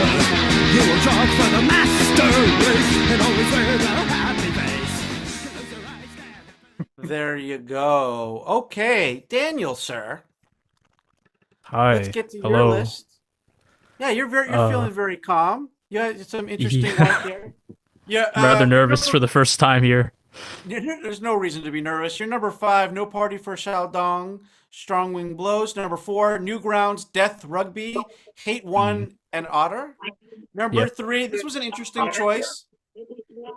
We're getting some feedback from someone there. Kendrick Lamar, You, off of the great album To Pimp a Butterfly, one of the best. You're number 2. I was surprised with this one. Tyler, the Creator's got some very angry songs, especially early on. But this one, you know, I don't associate it with it as much, but we'll hear about it. Tyler, the Creator, New Magic Wand. And you're number 1, featuring Judy Garland's daughter, Liza Minnelli. It's My Chemical Romance with their operatic song, Mama. Tell me about it, Daniel. So my entire list, I spent a while trying to curate everything, kind of picking every little side of what I listen to typically. I think I'll go in order for this one. From the 5th one, No Party for Chaodong, which very tragic ending to a band, because it was found that their drummer, I believe, was found dead in a hotel room during one of their tours. Very tragic, but for the 2 albums that they did release, they're very much like angry, not angry, but they're talking about stuff in this lens of nostalgia. For this song, it's specifically talking about, or not talking about, it's telling the younger generation, here, you should go, go cry and yell at your mom to go buy you toys, because these are the memories that you'll value. And it perfectly represents that anger towards trying to get the younger generation to do stuff that they'll regret not doing later. Our next one, or my next one, Newgrounds Death Rugby. It was a band that I recently discovered, very underground. This album, just punk. And because this song I chose because it's straight out the door, just yelling, screamo, really in your face, and that's what anger represented for me. My interesting pick, the Kendrick Lamar You, I think it represents an anger with oneself. It's very reflective, and it's yelling at, just kind of talking to himself and reflecting on what it means to be you. And that's why I think it's here. It's very angry at a certain thing. Now, for Tyler, the Creator, I didn't choose, stuff off his Goblin or earlier works because I felt like that was anger for the sake of being controversial.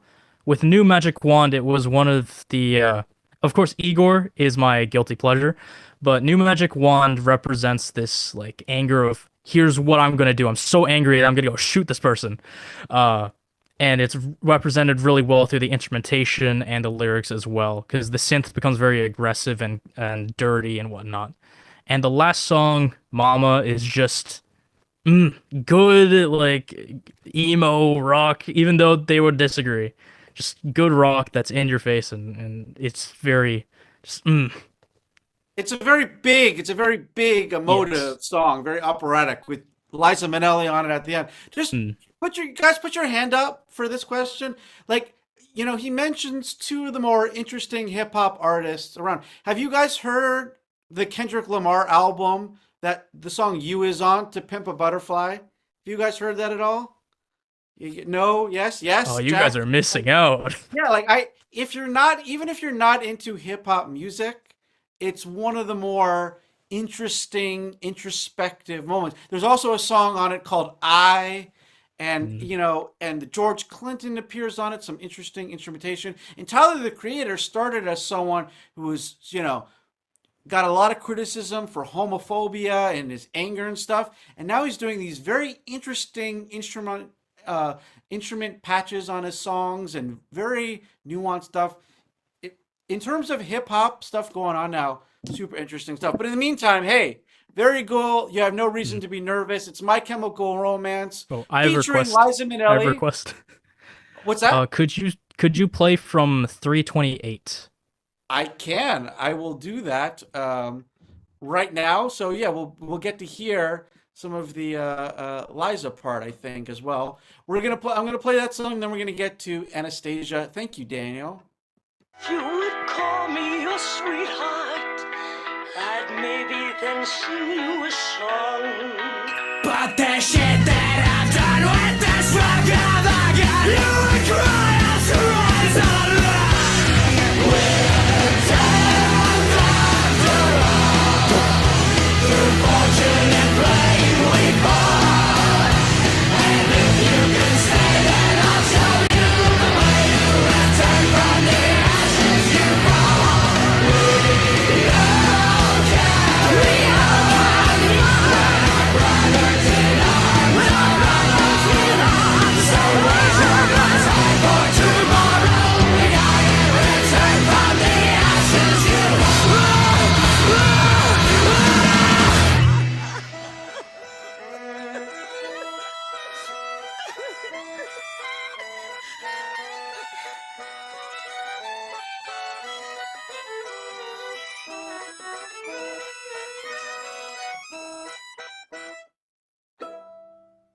Hearing Liza Minnelli on that makes me think of one of my absolute favorite albums of all time by Judy Garland, her mother. She has an album called Alone, which is one of the darkest, deepest, saddest albums from a very tragic person as well. So anyway, very cool, Daniel. Thank you for your first one. Hey, Anastasia, some interesting picks here.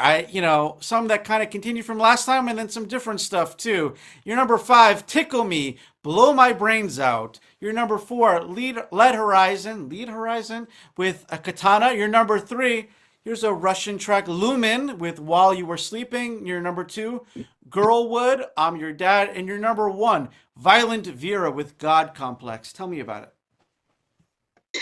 Actually, Lead Horizon is also a Russian group, but they do it in a Japanese style with also like hard rock. So they were Yeah, I interesting. didn't realize that at all. Interesting, yeah. I want to say that for me, anger is most likely not an option most of the times. My first reaction to events is more likely to get sad, and I don't listen to that much of angry music. And I feel you asked the question before, it only helps me to get to the angry state because it's unusual for my brain. And maybe in my family, in my culture, it was not brought up. Anger is the worst choice. So you could never show it. You could never put it out on other people. So it made me actually deeply respect someone who can stand up for himself, who can be angry, who can fight for something, for their views. And I realized that the songs I pick, they're not pure anger. They have more related with being annoyed or being disappointed.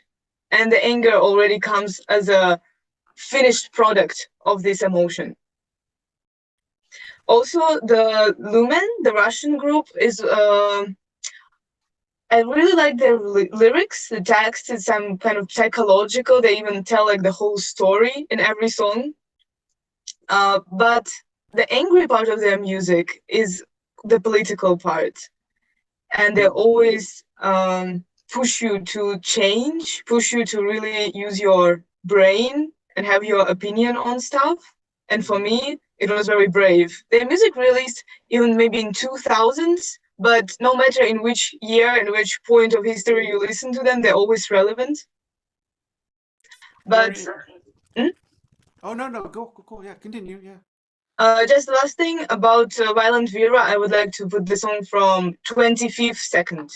That's it. Yeah, it's eternal and always relevant, just like Paul Robeson, right? Uh, anyway, Violent Vera, God Complex. We're going to start it at 25 seconds, and then we're going to get to Captain Future himself, Alex. Thank you very much for that, Anastasia. Yes, and Oh. who never dies. I wanna be your true love, yes, and the only one you could cry to all the time. I could just be who you need, darling. Won't you just plead, or should I begin to bleed? God, I could try to be the one, to be the one.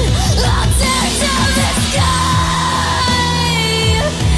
We're two, you're one. I'll do it all for life. My love, my alibi tonight. Tonight I'll try to do it for you.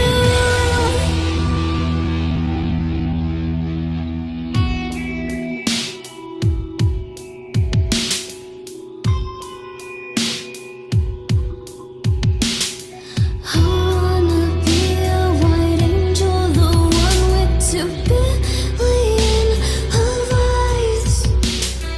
I wanna be like a fly on the There you go. Thank you very much. We got 2 people left. I promise we'll get out of here in 5 minutes. Alex, sir. Yes. You chose some interesting songs here. I'd love to dive into it. Let's see if we can, but I'll at least read them off first. Your number 5 is the Martina Topley Bird, I Want to Be There. Number 4, Son of Dave. I guess you produced this one. F That Daily Mail. Number 3, Nina Simone, Backlash Blues. Your number 2, oh, I got one for this. You got Motor Cities Burning. I'm interested if you prefer the original to the cover that appears on MC5's Kick Out the Jams. Maybe you can comment on that. And your number 1, the Staple Singers with Freedom Highway. Tell me about it. Yeah. So my first thought about angry songs was anger is an energy, as John Lydon said, and it's an energy that can be constructive or not so constructive. So I think it's important to express anger. If you don't express it, it'll turn against you, and then therefore maybe in an unfiltered way against other people who haven't necessarily deserved your anger. So I find that the people I record with who record angry songs or sentiments are themselves actually the most polite and peaceful people you could meet, because they've found a forum or a way to express the anger. And anger is a stage, isn't it? And it can be used in transformative ways. It can be a spark to initiate change, and that's why I chose a lot of well, the majority of my 5 are songs about the civil rights movement in the States, one of the most important political movements of the last century. And the songs themselves aren't very, I mean, like listening to all these songs, I'm getting a bit agitated. I want to punch something now.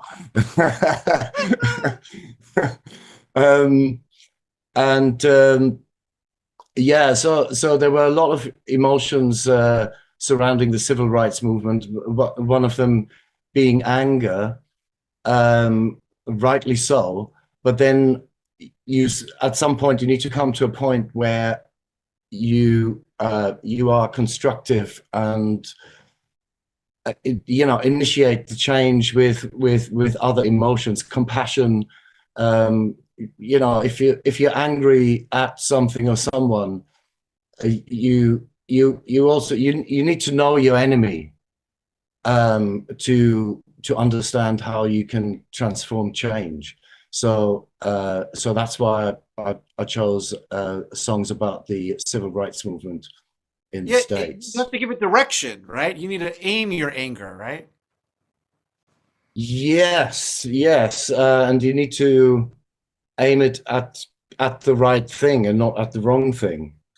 So you know, if you're angry, you might lash out against something or people who haven't actually deserved it. So if you can put it into music or art or poetry or anything, you can transform the anger. And you know, listening to I don't really listen to sort of angry music at home, or you know, obviously I listen to a lot of music, producing music, so sometimes that leads to me not actually listening to music outside that. So I listen to podcasts and things like that. But yeah, I prefer listening to angry music when it's performed live, because you get the whole thing, the whole, you know, the physical aspect of it. And it makes you feel not alone in your anger. Yeah. So that's the beauty about music and art, and people expressing their a whole range of emotions, that you feel you're not the only one, because we can sometimes feel a bit, you know, oh, I'm really depressed, or I'm angry, or I'm blah blah blah, and sometimes you can feel like, am I the only one? You know, am I weird? And then you can listen to a whole range of in our case music, where you go, okay, it's fine. I'm not fucking crazy. There's really interesting stuff. Is, you know, you chose some spirituals and songs about the civil rights movement, and I was thinking a lot about this because I almost had Blind Willie Johnson, "If I Had My Way, I'd Tear This Building Down." That was like on my short list there. But you know, I find that a lot of more vintage songs don't are not as expressive with anger, and I thought a lot about it. I think it's because there was very much a sense of decorum of presenting yourself to the public.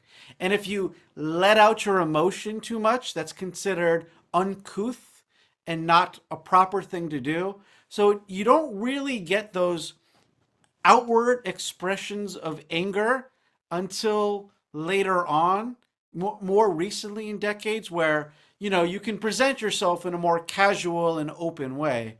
It's an interesting thing how that might really affect how people think and just how they express themselves. It's something that I got to work with more. But I definitely think that there's a lot of interesting anger that can come from the sort of slow burn and the sort of simmering emotions that are in some of your songs there, as well.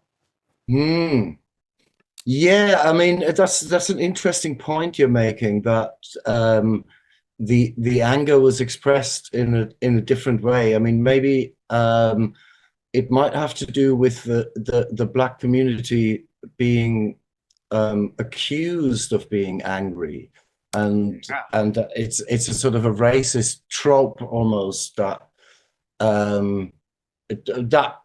mean racism was basically invented as part of the Atlantic slave trade, because the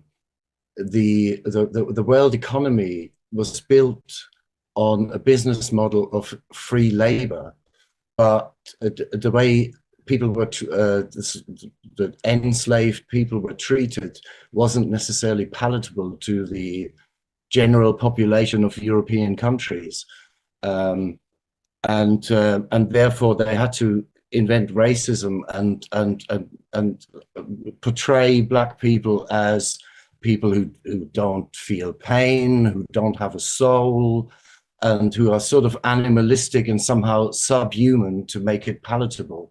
And then obviously that is in itself something that, as a human being, would make you very angry if you're treated in that kind of way. But if you then express that anger in an angry fashion, you're feeding into that prejudice. Yeah. And so possibly that's why that anger was expressed in a non-angry way.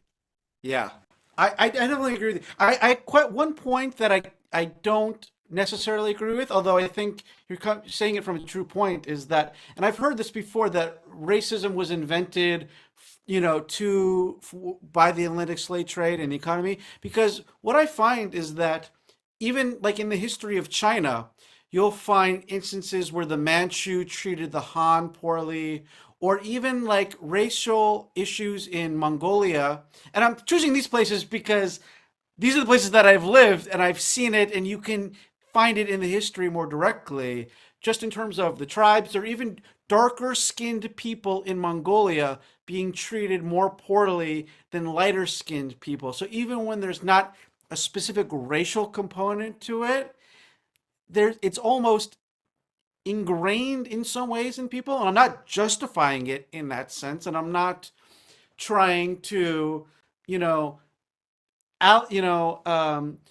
make it more palatable, but I feel like there's a lot more to it than just the capitalistic sort of attitude in that regard, because it appears in a lot of places. And I still think we need to examine it in ourselves and try to eliminate it. But I also feel there's an ingrained impulse in it. I know we're stretching it out. I totally agree with that. There seems to be something innate in human nature where we want to belong to something. And in order to belong to something, some people think they need to be against something else. Yeah. So I define my belonging by not belonging to something else. So you always get a dynamic wherever you are. Like there's a dynamic between, if you're in London, then it's like North Londoners, have their identity against South Londoners. Or if you live in Germany, the northern German people look down on the Bavarian people in the south because they think they're kind of mountain folk and a bit stupid and whatever. And it's a sort of a footballization, isn't it? Yeah. So if you want to create something like racism, you can feed into that characteristic of human beings and tell people you are this and you belong to that and you don't belong to that and you don't want to be that, and people are possibly likely to buy into that because they're open to it. And as you say, maybe we need to examine that in ourselves, where we fall victim to that external manipulation. We could talk about this more. Makes me angry as I talk about it.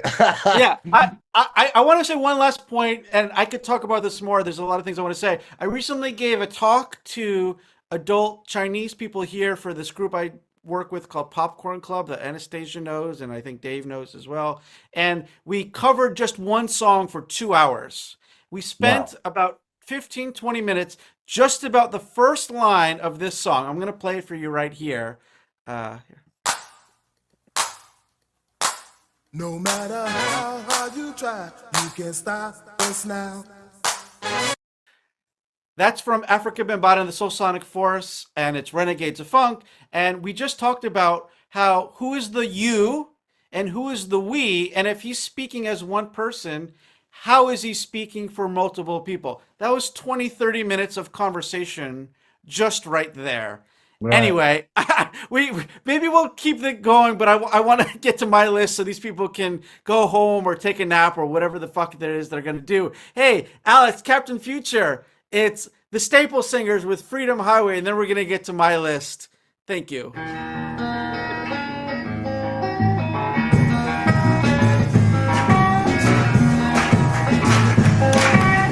Oh,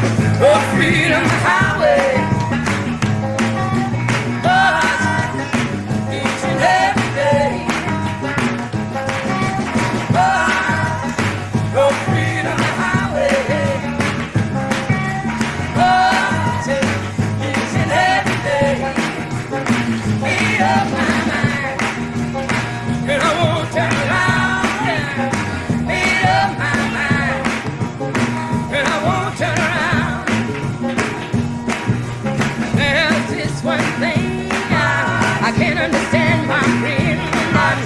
Why some folks think freedom is not It's a great song, and people should check it out. It's on the playlist. They can do it, but I'll just quickly say my list. I was very happy with my list. I started from my number 5, which is Elvis Costello, I'm Not Angry, and then I kind of grew the anger each time there. So number 5, Elvis Costello, I'm Not Angry, where he actually is maybe angry, but you know. Number 4, Alex mentioned the line, anger is an energy. It comes from my number 4 song, Public Image Limited, Rise.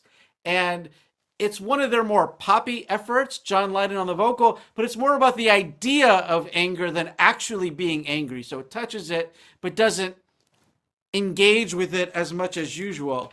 Public Image Limited there. Number 3 is more of the fun side of anger by this group called the Independents, who are a Carolina ska punk, a little bit of a rockabilly band. Their lead singer's name is Evil Presley, and I wanted to include that because we just had Stas on, and it's a very fun song that all the lyrics are, fuck you. And number 2, in terms of angry hip-hop music, a group that really took it to a righteous sort of side is a group, one of the worst named groups in the music history. Right up there with Drive-By Truckers is a group called Jedi Mind Tricks. Horrible group. This song is Jedi Mind Tricks featuring Jizza from the Wu-Tang Clan. It's called On the Eve of War. And very interesting stuff. And in the song he goes, if it's coming from my jaw, then it's pure anger. But there's a sort of righteousness to it, and it's a really interesting stuff. My number 1 song I had to go with, it's by this artist named Ice-T and his heavy metal group called Body Count. And speaking of racial injustice and such, this is LA Ice-T. A lot of his songs are about anger and hatred, and this is his song where he fantasizes about taking revenge on racist police. And not only is this song express a lot of anger, it made a lot of people very, very angry, to the point where this song was removed from his album. And in fact, it does not appear on Spotify, and even on QQ here on China, you cannot find the original version. So it's anger all around, and that's why I had to have it as my number 1. The song is featuring Ice-T on vocals. The group is Body Count, and the song is called Cop Killer. Here it is.